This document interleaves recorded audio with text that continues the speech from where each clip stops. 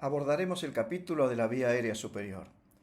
Un enfoque integral del paciente debe considerar la salud bucal en relación con la vía aérea superior, ya que contribuye a la atención y a la prevención de diversas condiciones médicas y odontológicas.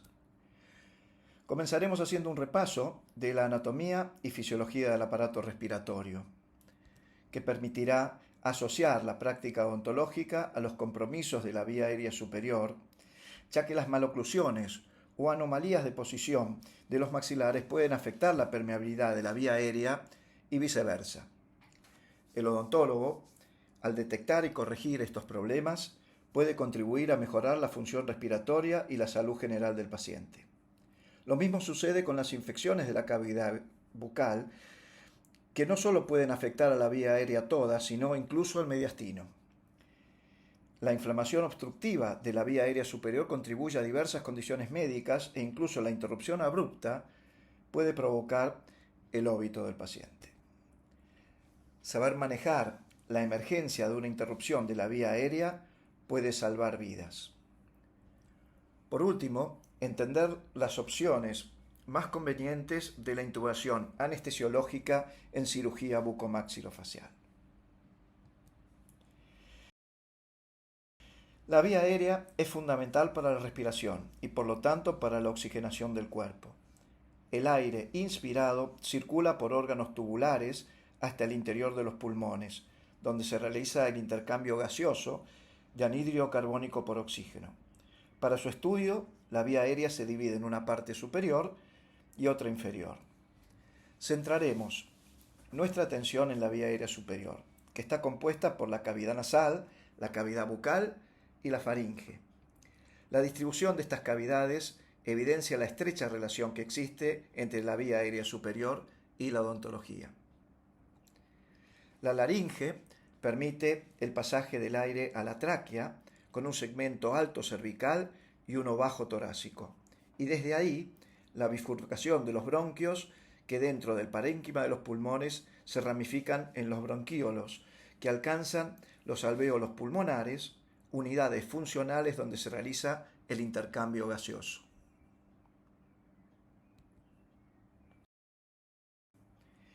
Las fosas nasales, separadas por un tabique o septo, consisten en pasajes aplanados y estrechos por los que, en condiciones normales, la respiración nasal se ve obligada a pasar el aire. Su mucosa posee a nivel macroscópico cilias e incluso a nivel macroscópico pelos para resguardar la entrada a las narinas.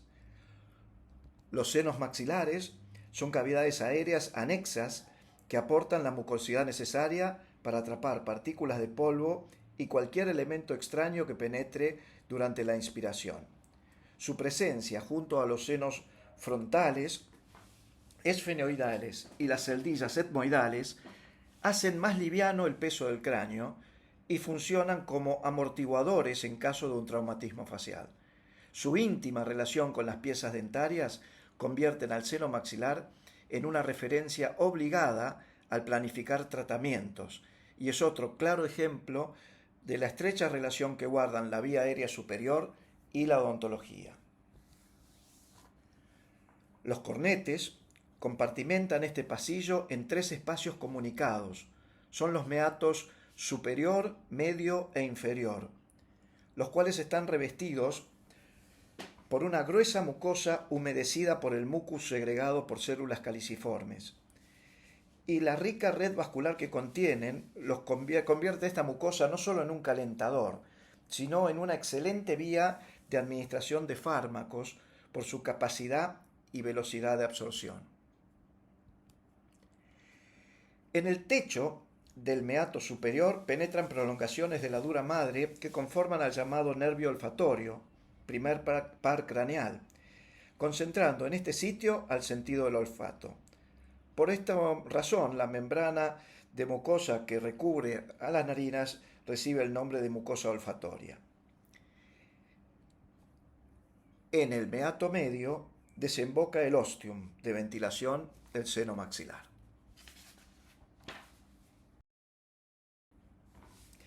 La respiración se ejecuta predominantemente por la nariz, circulando el aire por los estrechos meatos que ralentizan el paso del flujo aéreo mientras lo humedecen, retienen partículas y lo calientan antes de que llegue a los pulmones.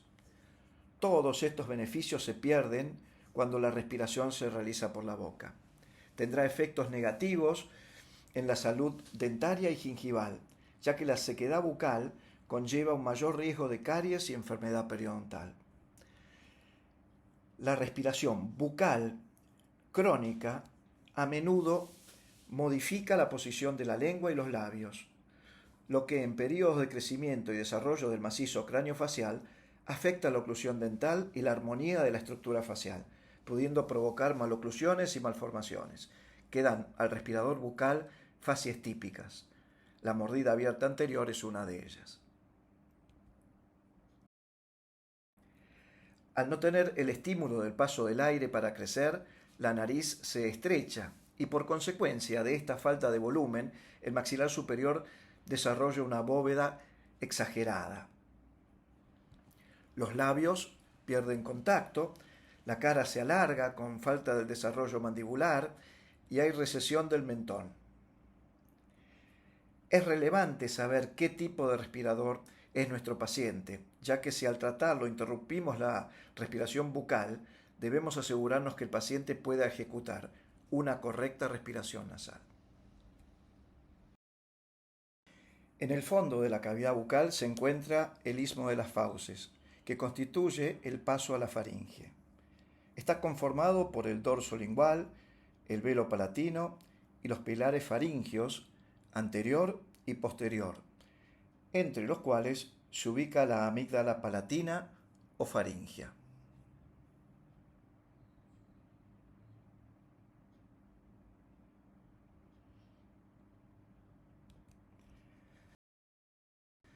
Rodeando el istmo de las fauces, alrededor de las coanas y la garganta, se encuentran formaciones protuberantes de tejido linfoide, llamadas amígdalas, cuya función es, al igual que otros tejidos linfáticos del organismo, activar al sistema inmune de defensa a través de los linfocitos B y T que contienen, cuando entran en contacto con bacterias o virus.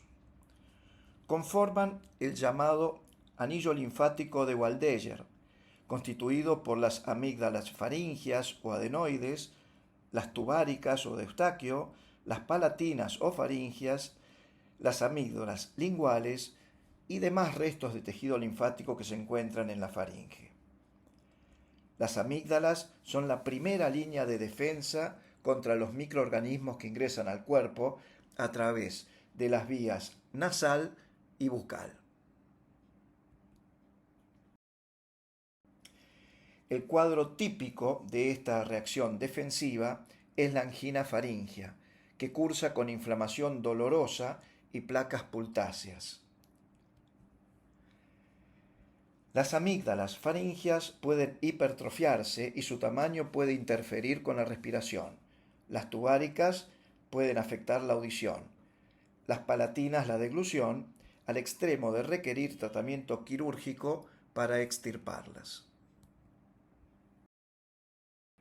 La trompa de Eustaquio es un tubo que comunica el oído medio y la nasofaringe, para lograr igualar las presiones a ambos lados de la membrana timpánica del oído, abriéndose pasivamente al deglutir. Se puede provocar la apertura accionando los músculos elevadores y tensores del paladar durante la deglución, la masticación y con el bostezo. El seno maxilar produce mucus.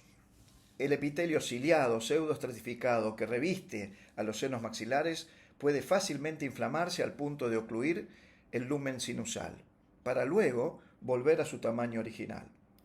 Las células caliciformes que lo componen produce la mucosidad que las células ciliadas trasladan con movimientos peristálticos a las fosas nasales, incluso de forma antigravitacional. El drenaje del seno maxilar se produce por un estrecho y tortuoso infundíbulo que desemboca a través del ostium a la nariz, en el meato medio. Este pequeño orificio se puede observar en esta imagen endoscópica. El pasaje de aire puede obturarse por congestión de las mucosas. Este cuadro inflamatorio, denominado sinusitis, produce un dolor irradiado facial y un embotamiento.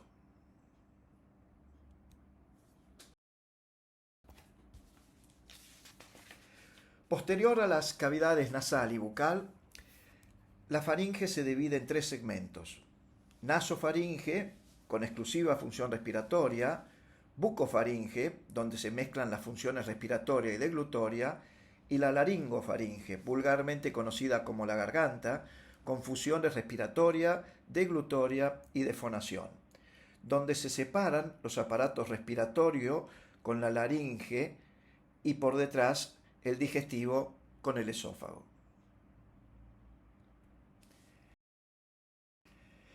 La laringe es un órgano tubular músculo cartilaginoso rígido que constituye el último tramo de la faringe. Tiene forma conoidea y está revestida interiormente por una membrana mucosa, conformada por el hueso hioides y 5 cartílagos, el mayor de los cuales es el tiroides, que genera la protuberancia de la nuez de Adán y contiene las cuerdas vocales. Protege la entrada a la vía aérea inferior, produce la voz e interviene en la deglución. La laringe se continúa con la tráquea, órgano tubular, cartílago membranoso de unos 13 centímetros de largo, compuesta por 15 a 20 anillos cartilaginosos, rígidos en forma de U, abiertos en la cara posterior, que a expensas de la disposición longitudinal de una gran cantidad de fibras le garantizan elasticidad sin estrechar su diámetro. La pared posterior de la tráquea corresponde a la porción desprovista de cartílago, membranosa, en contacto con el esófago, rodeada de fibras musculares con gran poder constrictor, mas no dilatador. La tráquea termina en la bifurcación de los bronquios.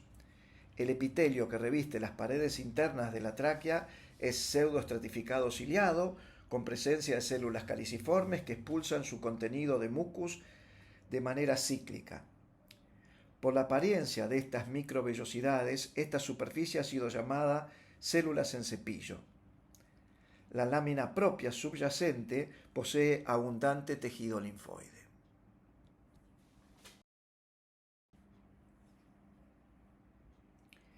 Comienza con la estructura de portal de la epiglotis, cuya función es proteger la glotis. En su parte anterior, el manubrio del hueso hioides se continúa a través de la membrana tiroioidea con el cartílago tiroides, donde se alojan las cuerdas vocales, cuya manifestación cutánea es la nuez de Adán, y por debajo el cartílago cricoides, a partir del cual comienzan los anillos traqueales. La capa de tejido cutáneo a este nivel es menor que en ningún otro punto del aparato respiratorio. El corte muestra cómo la estructura muscular de las cuerdas vocales ciñen el espacio de la glotis.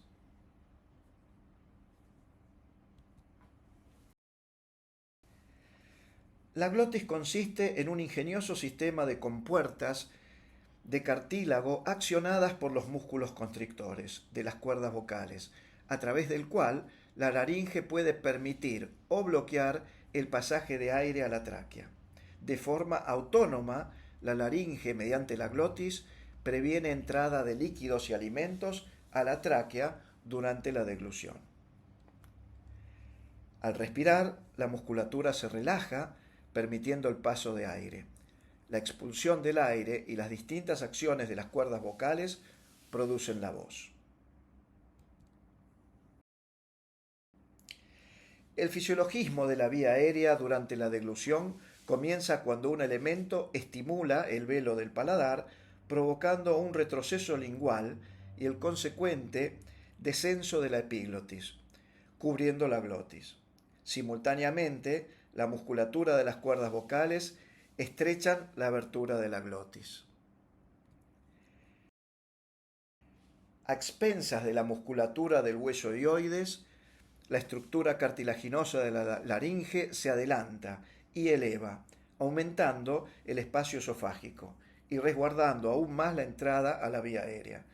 La dinámica de la deglución está destinada a evitar que lo ingerido pase a la vía aérea.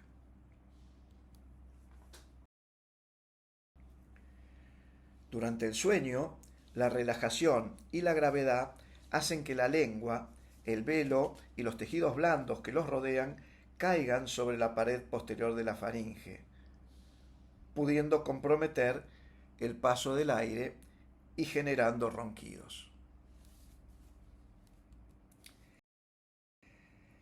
Si a esto se agrega una estrechez anatómica de la vía aérea a nivel de la bucofaringe, como sucede cuando el paciente padece una anomalía de desarrollo de retroposición maxilar, puede desarrollarse una obstrucción que interrumpe la oxigenación, produciendo asfixia durante el sueño.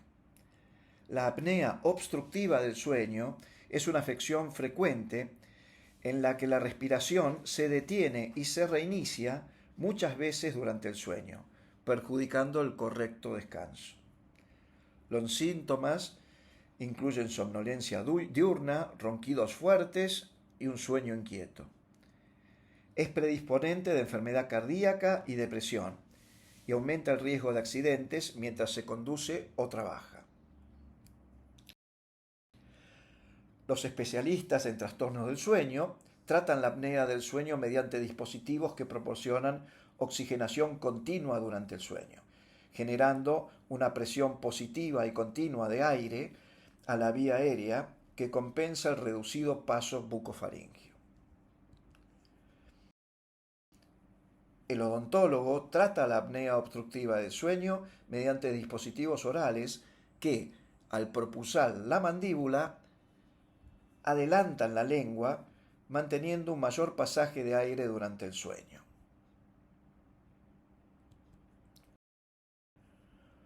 O con cirugías ortognáticas que, adelantando la posición de los maxilares de forma permanente, aumentan la permeabilidad de la vía aérea superior y mejoran la respiración y el sueño.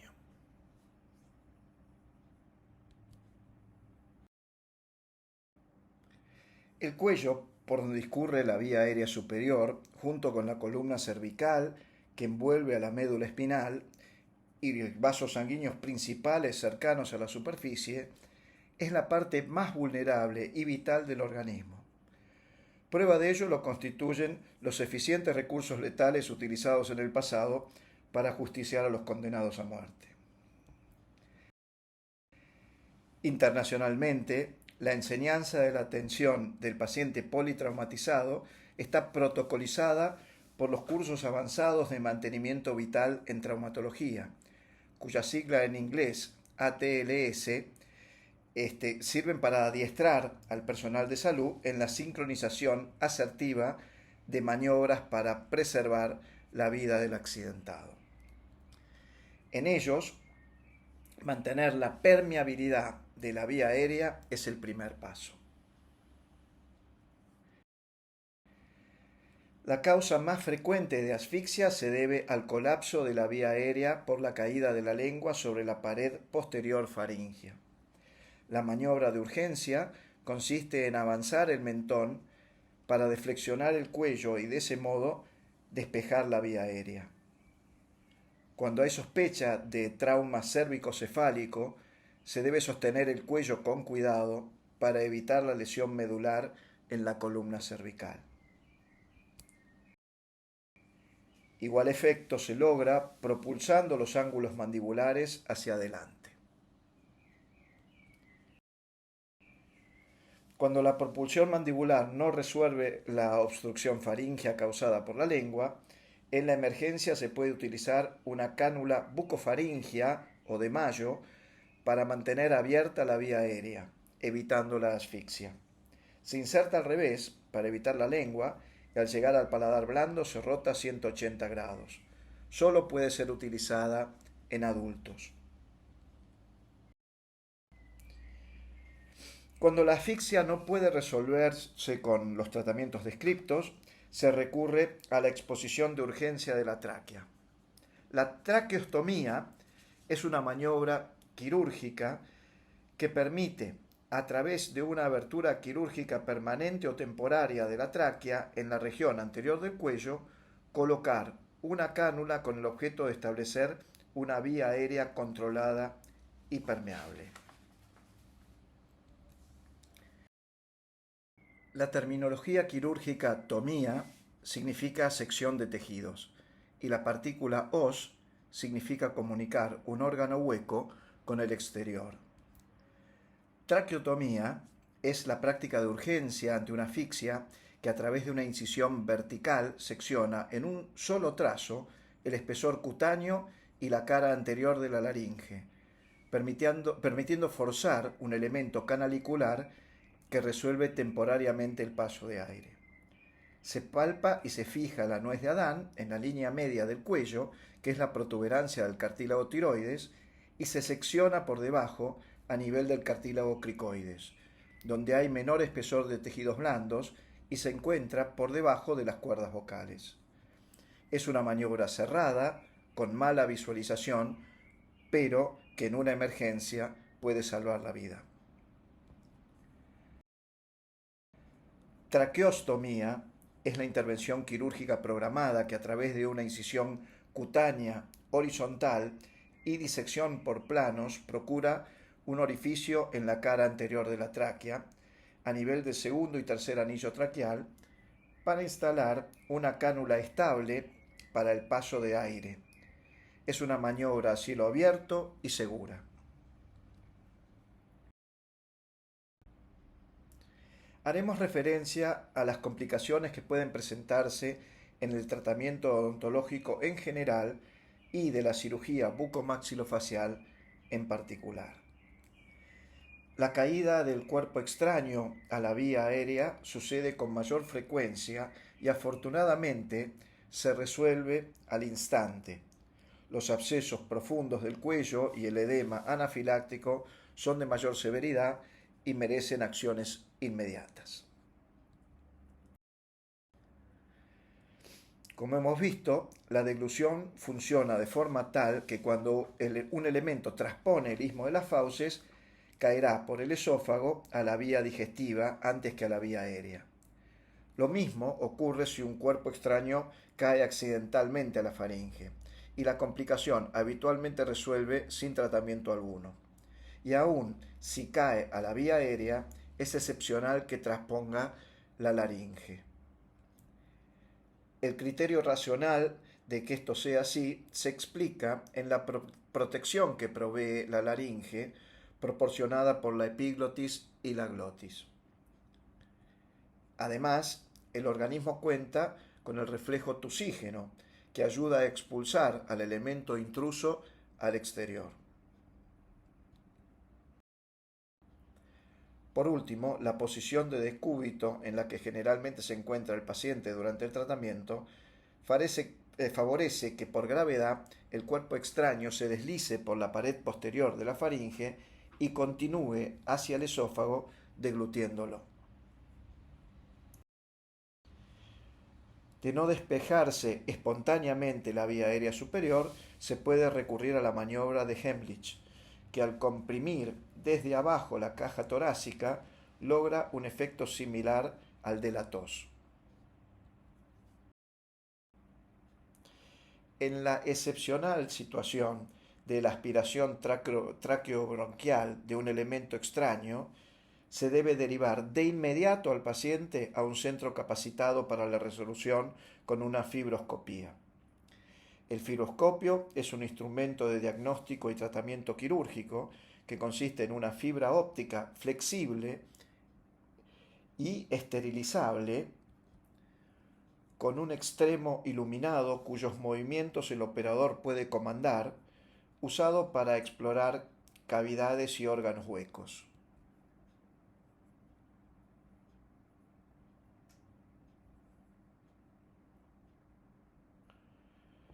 En la sección de la fibra del instrumento pueden observarse las fuentes de iluminación, la fibra de óptica y video y un canal libre que permite el paso de diminuto instrumental especialmente diseñado. La imagen fibroscópica superior muestra la bifurcación de los bronquios, mientras que en la inferior podemos ver un resto radicular aspirado. Un microforceps puede removerlo.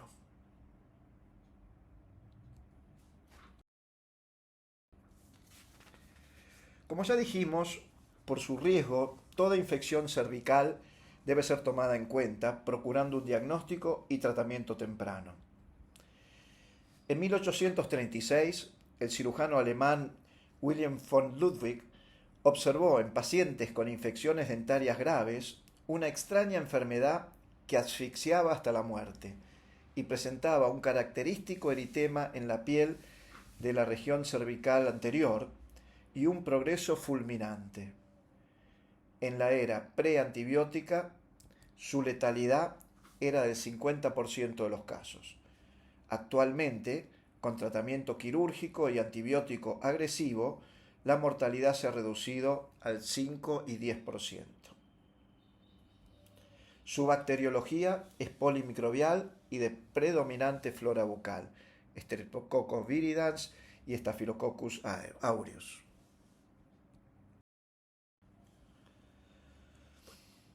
Es una complicación infecciosa caracterizada por una celulitis difusa agresiva del piso de la boca y región glososuprayoidea, que presenta una tumefacción indurada y gangrenosa de rápida expansión de los tejidos blandos, que al obstruir la vía aérea pone en riesgo la vida del paciente. Se acompaña de trismus, elevación de la lengua, disfagia y odinofagia. De rápida expansión, su principal origen es la infección odontógena, sobre todo procesos periapicales del segundo y tercer molar inferior, cuyas raíces se extienden debajo de la inserción del músculo milioideo en la línea oblicua interna, pudiendo expandir la infección hacia otros espacios. La mediastinitis necrotizante descendente aguda es una complicación infecciosa de alta mortalidad entre el 25 y 50% de los casos. Se origina en una infección de la cara o el cuello que rápidamente progresa a través de los espacios profundos del cuello invadiendo el mediastino. Requiere antibiótico-terapia y tratamiento quirúrgico agresivo. Su principal origen es la infección odontógena, especialmente el flemón leñoso del piso de la boca. La exagerada reacción alérgica del shock anafiláctico obtura la vía aérea por inflamación del tejido celular subcutáneo, produciendo tos, disfagia y disnea. Las causas más comunes en odontología son los fármacos y el contacto con el látex. Es fundamental instaurar el tratamiento lo antes posible, el soporte básico y el tratamiento farmacológico, monitoreando el progreso del paciente. La administración precoz de adrenalina intramuscular mejora la supervivencia.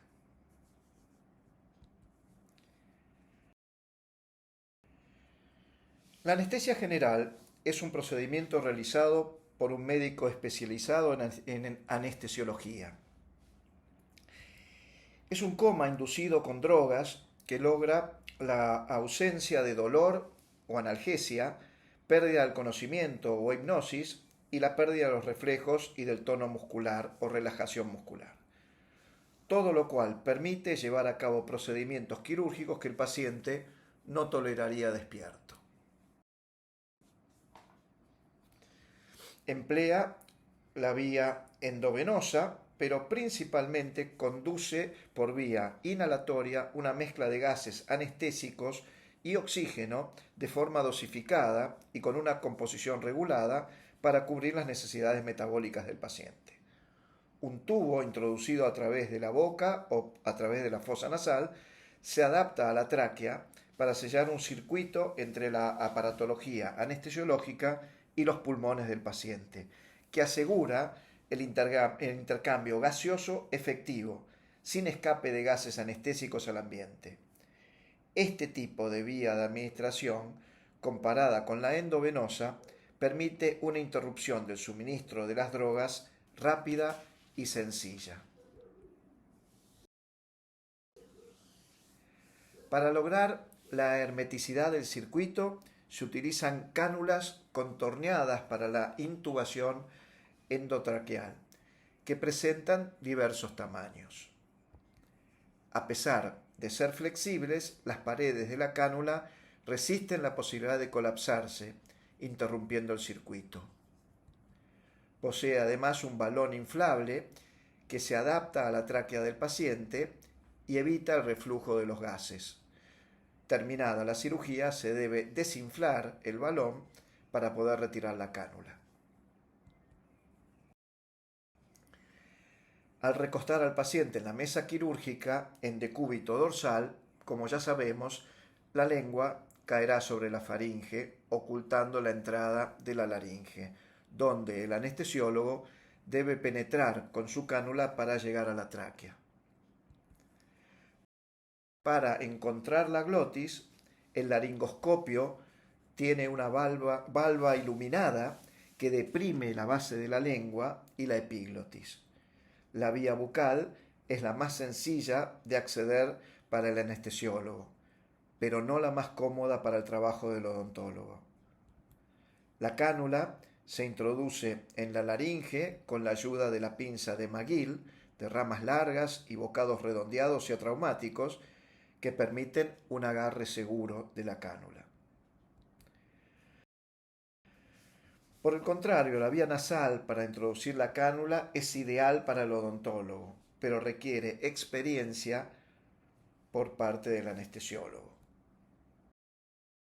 Se insufla el balón inflable de la cánula endotraqueal para sellar el circuito.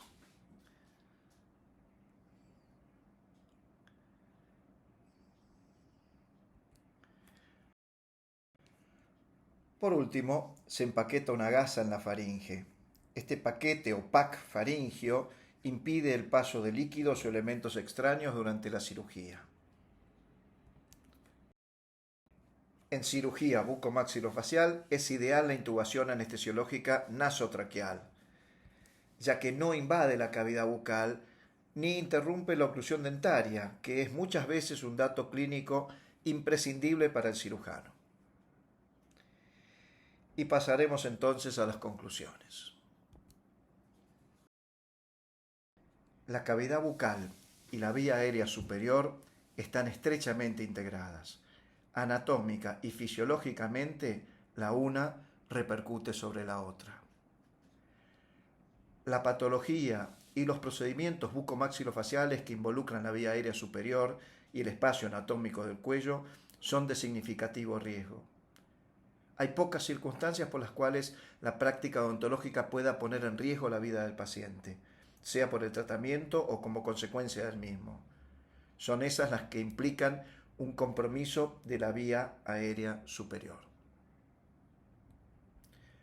Cuadros disruptivos de la vía aérea, como la apnea obstructiva de sueño, tienen solución desde la odontología. De ser necesario, el cirujano bucomaxilofacial puede practicar una traqueostomía programada, pero en una emergencia, el odontólogo puede salvar una vida realizando una traqueotomía. Por último, un equipo de cirugía bucomaxilofacial debe contar con un anestesiólogo hábil en la intubación nasotraqueal. Muchas gracias por la atención dispensada.